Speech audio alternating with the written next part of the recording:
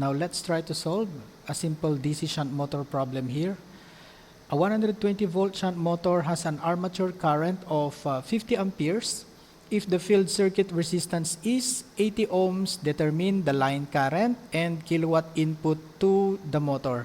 Bago yan, i-drawing po muna natin yung ating circuit para po dyan.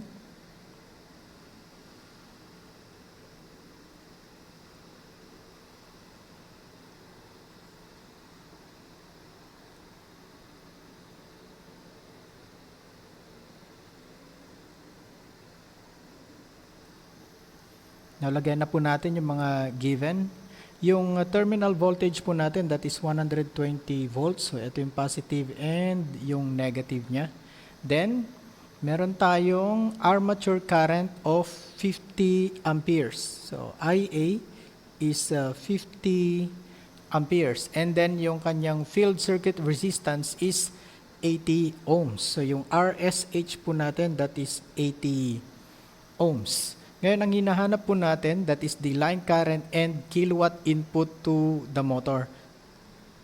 Ito po yan, yung IL, line current, tapos yung power input po natin. In order to determine the line current, kinakailangan po natin dito mag-establish ng nodal analysis. And ilagay din po natin yung direction ng ating ISH.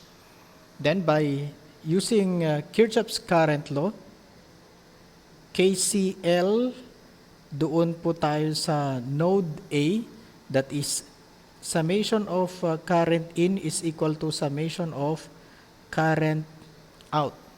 Ngayon, ang pumapasok lang pong kuryente dito sa node na ito, it's the IL.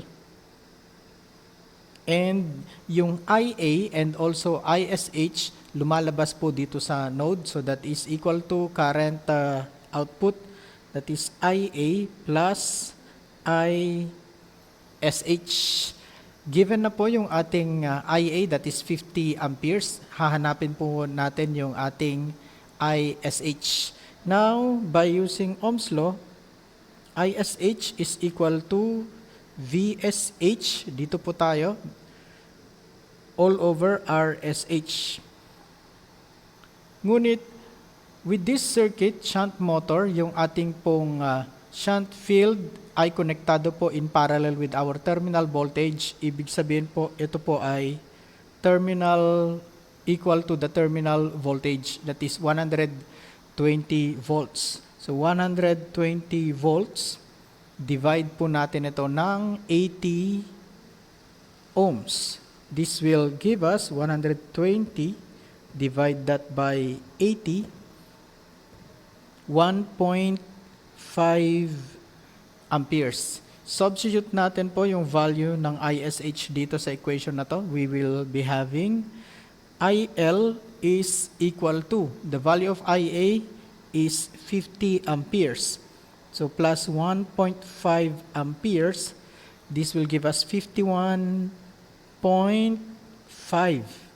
amperes. So ito na po yung sagot natin for the line current. Ngayon naman po dito sa power input,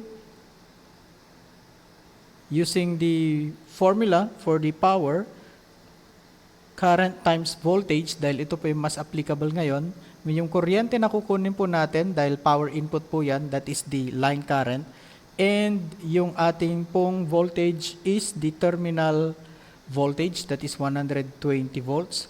Lagay lang po natin yung mga given natin. We have 51.5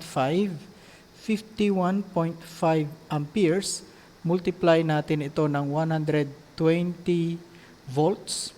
So, power input, that will give us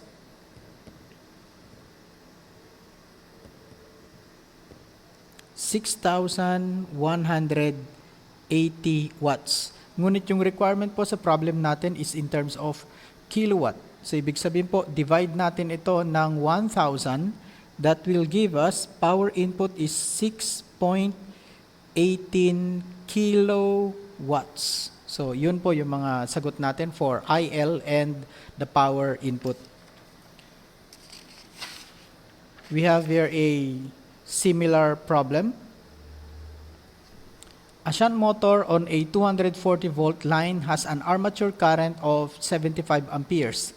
If the field circuit resistance is 100 ohms, determine the line current and the kilowatt input to the motor.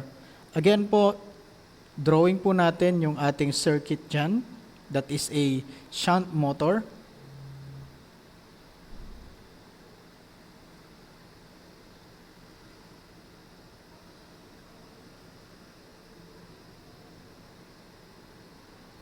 Ang terminal voltage po natin is equal to 240 volts. So, meron tayong positive and negative po doon. Ngayon, yung armature current natin dito, IA is equal to 75 amperes. Then, yung field circuit resistance natin, RSH, we have 100 ohms. Ang hinahanap po natin yung line current, that is IL. Lagay lang po natin yung ating ISH dito. So ngayon, in order to solve the IL, maglagay po tayo dito ng node A. Kung gusto po yung node X, okay lang po yan. Okay, representation lang po yung A doon. Ngayon, Kirchhoff's current law at node A. We have there summation of current in equals summation of current out. Again po, yung pumapasok lang pong kuryente dito sa node na ito, we have the line current, IL. And yung mga lumalabas na po dito, we have the IA and also ISH. Sa problem na ito, given po yung value ng IA, that is 75 amperes. Ngayon po, yung hahanapin po natin yung ISH. Yung sa ISH, again po, that is VSH over RSH. Yung VSH po natin is equal to the terminal voltage. We are going to have there 240 volts divided by 100 ohms. This will be 2.4 amperes. Yung value ng ISH, substitute natin dito sa equation na ito to get the value of IL. This will give us 77.4 amperes. So, ito na po yung value ng ating IL. Next, kunin din po natin yung kilowatt input. Power input is equal to IL times the terminal voltage. IL is 77.4 amperes. Multiply po natin yan ng 240 volts.